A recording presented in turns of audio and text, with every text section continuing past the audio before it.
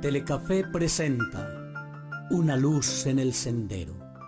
Una palabra de esperanza para un mundo necesitado de amor. Una luz en el sendero.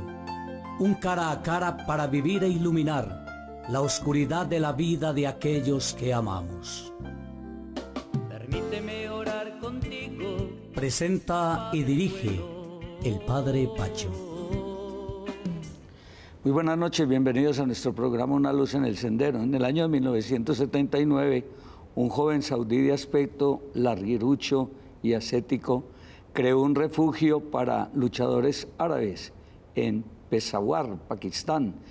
En él los guerreros reponían fuerzas tras los combates con los soviéticos, intercambiaban ideas y conocían a musulmanes de todo el mundo.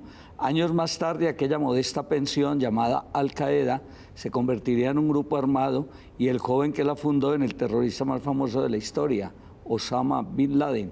Al-Qaeda significa la base y esa palabra resulta clave para entender que no es una organización terrorista al estilo convencional.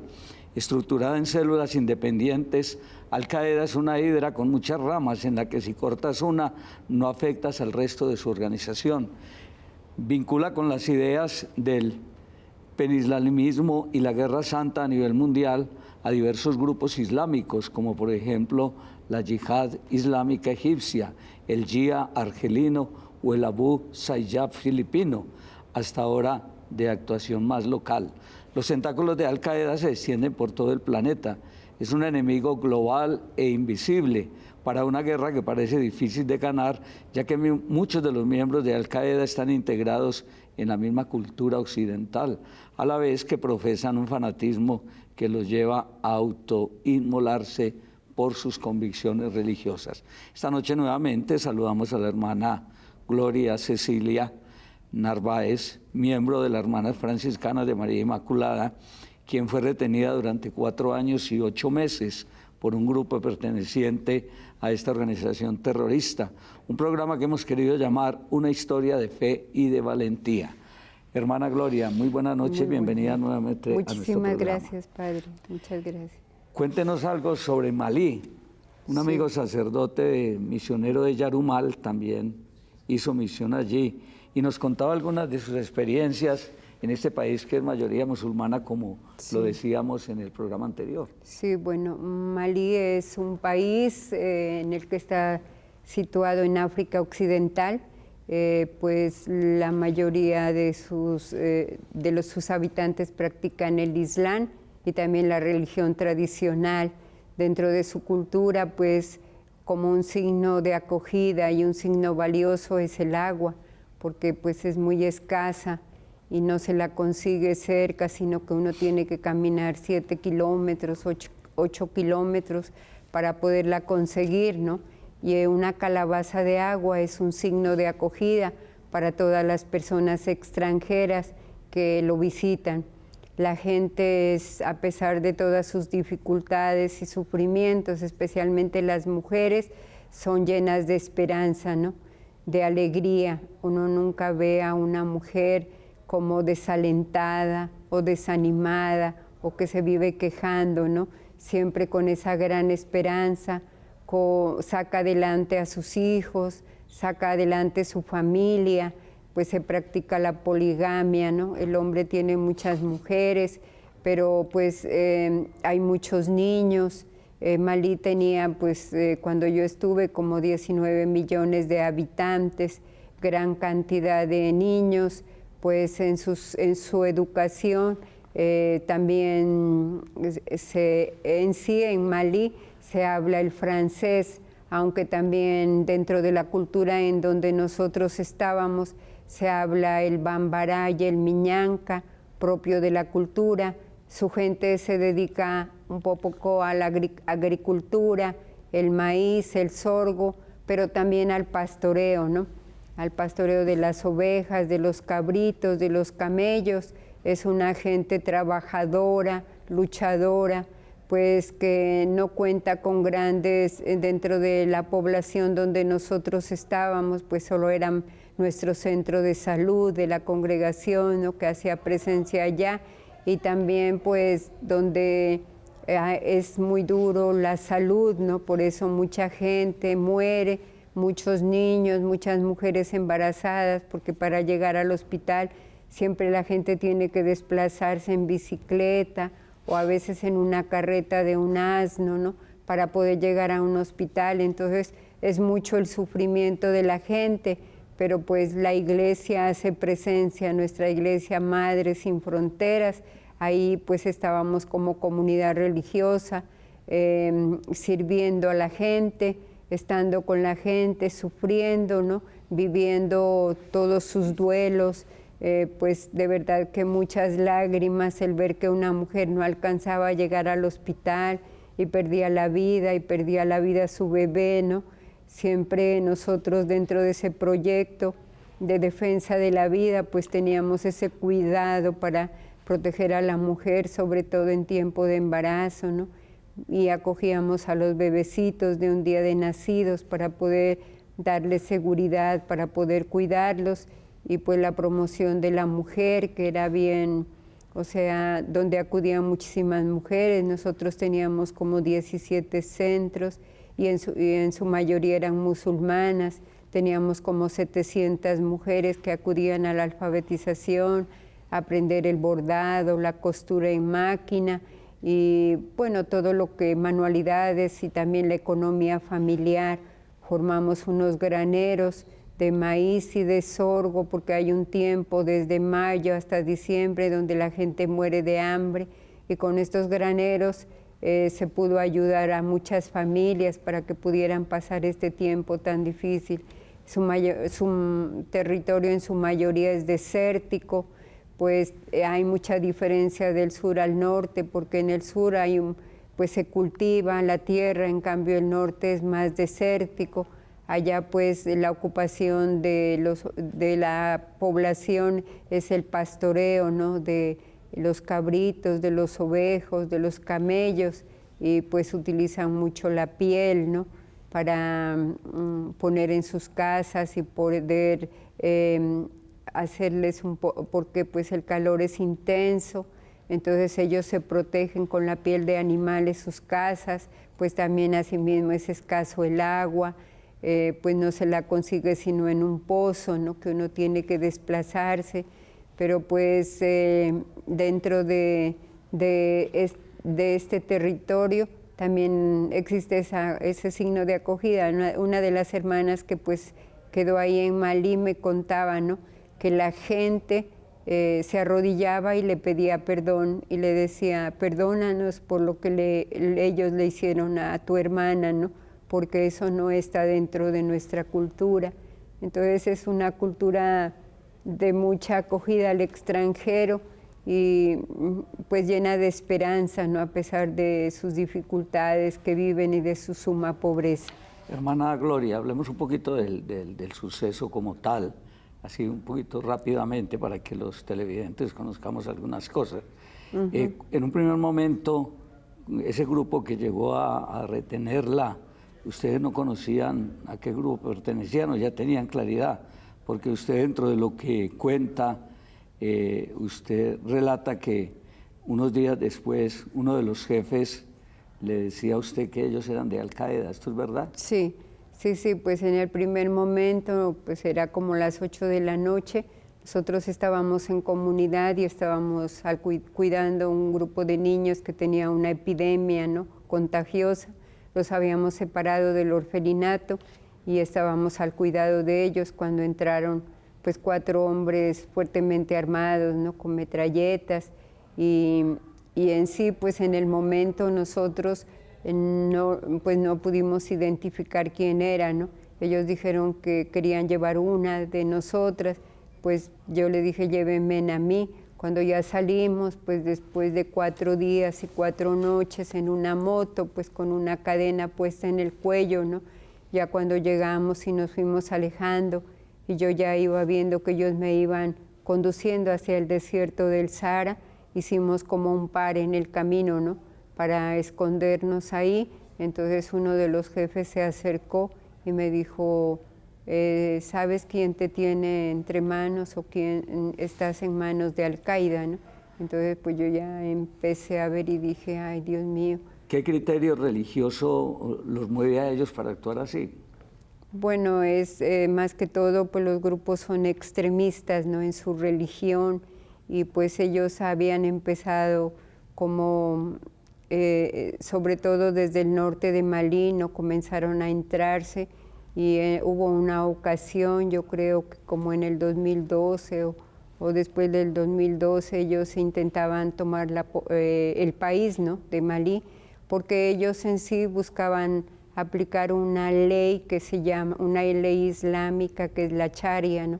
Donde existen castigos fuertes para todas las personas, pero pues yo veía que todos los candidatos a la presidencia y el mismo presidente no estaban de acuerdo con aquellos castigos extremistas que se hacían a la gente, ¿no? Entonces, pues según el nuncio apostólico en un encuentro nos había dado a conocer, nos decía que los grupos pues querían a toda costa llegar al gobierno para poder aplicar toda esta ley islámica, ¿no? Y hacer de Malí un país islámico, pero Malí en sí no era un país laico, ¿no? O sea que permitía también que hayan otras religiones, pero pues la mayoría sí eran los musulmanes y la religión tradicional. Entonces ya con estos grupos pues ya de extremismo, ¿no? Inclusive que se inmolaban, pues ya era, pues la gente ya sintió más temor, ¿no? Entre la misma población ya empezó a sentir temor, y yo creo que las oraciones pues de mucha gente, de muchos musulmanes también ayudaron a que no fuera en ese tiempo pues Malí ocupado por ellos, ¿no? Más sin embargo, pues hay una inestabilidad política, ¿no? Y pues ahora mismo han secuestrado a otro misionero, ¿no? Ya desde el mes de noviembre, de la comunidad de los Padres Blancos, que son misioneros del África, pero pues tampoco se sabe nada, ¿no? Y bueno, se ha seguido en esto, entonces ya estos grupos son extremistas, ¿no? Yo le invito, hermana Gloria, para que vamos a un pequeño receso y sigamos con nuestro programa. Una luz en el sendero. Una palabra de esperanza para un mundo necesitado de amor. Una luz en el sendero. Un cara a cara para vivir e iluminar la oscuridad de la vida de aquellos que amamos. Permíteme orar contigo.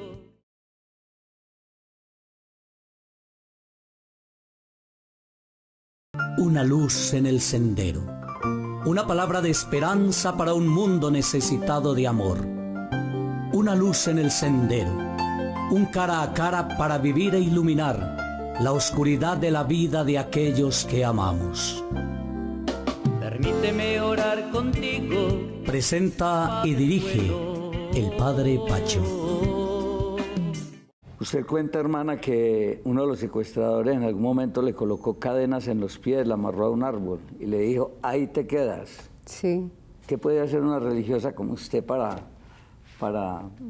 creer que se puede volar o que puede hacer cualquier acción distinta? Bueno, pues sí, esa fue la experiencia más dura, ¿no? Que yo viví en el secuestro, cuando me pusieron las cadenas, ¿no? Pues difícilmente me podía movilizar ni para hacer las necesidades fisiológicas, ¿no? Porque en todo momento estaba vigilada, pues difícil de poderse escapar.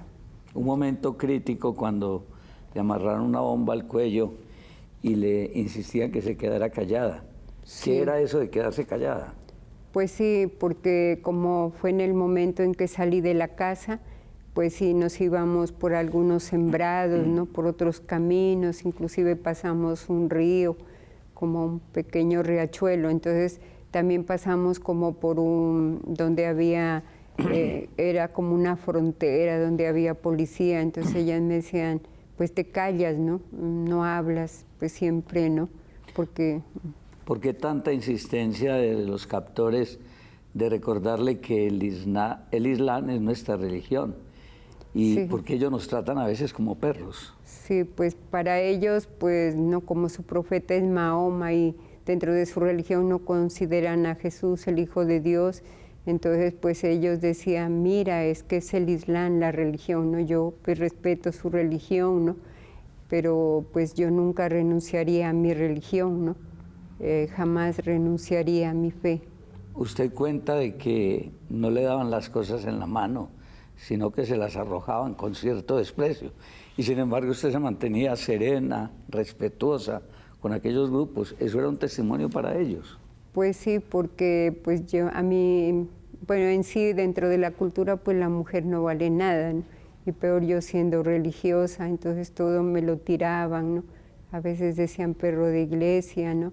Si era un pedazo de pan o algo que me daban, ¿no? Y de todas maneras nuestra espiritualidad franciscana fuerte, enraizada en mí y en cada una de las hermanas, yo decía pues bendecirlos, ¿no? Y mirarlos con ojos de misericordia, porque yo durante ese tiempo, inclusive ahora, sigo orando para que ellos se conviertan. La tortura es una de las armas para violentar a quienes tienen como prisioneros. ¿Alguna vez vio que violentaran a alguien o que le quitaran la vida? Pues a ver, conmigo estuvo una señorita suiza que profesaba, que era protestante. A ella le quitaron la vida, ¿no? Por su religión, porque pues en sí ella perdió la razón, ¿no? También, y no podía como aceptar, ¿no? Todo lo que se hacía con nosotros. Entonces pues sí fue un momento difícil. Usted cuenta de 3 intentos fallidos de escape que terminaban en palizas. ¿Cómo escapar uno del Sahara? Pues sí, porque entre esos hombres también había hombres buenos, ¿no? Como que me querían ayudar y me decían, no te quedes en esos campamentos que te van a matar, pues tienes que huir, tienes que salir de aquí, ¿no? Y pues por donde salía el sol, yo pues siempre pensé que había un lugar de pronto donde yo podía encontrar ayuda, ¿no? Pero lastimosamente cuando este hombre me quitó pues las cadenas, yo huí y ya había avanzado mucho, pero usted sabe que el desierto es muy extenso, ¿no? Todo arena, y aunque uno mire el sol, pues tiene que caminar días y noches enteras, ¿no? Para poder llegar a un destino, ¿no? Por lo menos a una parte donde uno pueda encontrar agua. Pero pues sí, lastimosamente en todos esos intentos ellos me volvieron a coger y pues los castigos eran muy duros. ¿Hubo algún acuerdo de parte del Vaticano o de algunas comunidades o se pagó algún rescate? Algunos afirman que el Papa Francisco había aprobado ya un dinero para su liberación. ¿Esto es cierto? Pues no, porque en sí los jefes que me tenían, ellos decían no querían nada del Vaticano, sino del presidente de Malí, ¿no? Directamente del presidente de Malí, y pues tampoco de ninguna otra parte, sino directamente ellos querían un diálogo con el presidente de Malí. ¿Por qué se daban tan pocas pruebas de supervivencia? Creo que le permitieron 1 o 2 cartas de puño y letra. ¿Eso es como una estrategia de estos grupos o es también la misma situación por la misma comunicación que tienen ellos? Bueno, pues porque como el desierto es tan extenso y siempre en una sola parte, pues permanecíamos como una semana, ¿no? Y a veces teníamos que huir durante la noche y alejarnos, ¿no? Y pues el desierto del Sahara es muy grande, entonces habían lugares donde era difícil de que las personas entren, ¿no? Entonces yo pienso que, y como se cambiaba de grupo, ¿no? Por ejemplo, un mes estaba un grupo, otra vez llegaba otro grupo diferente y estuve en diferentes grupos, ¿no? Entonces era como difícil, ¿no? Poder... Hay un lema de la fundadora, alabar o callar. Callar para que Dios nos defienda. Ese lema la mantuvo siempre usted viva y con deseos de regresar. Pues sí, gracias a Dios, porque pues como yo decía antes, ¿no?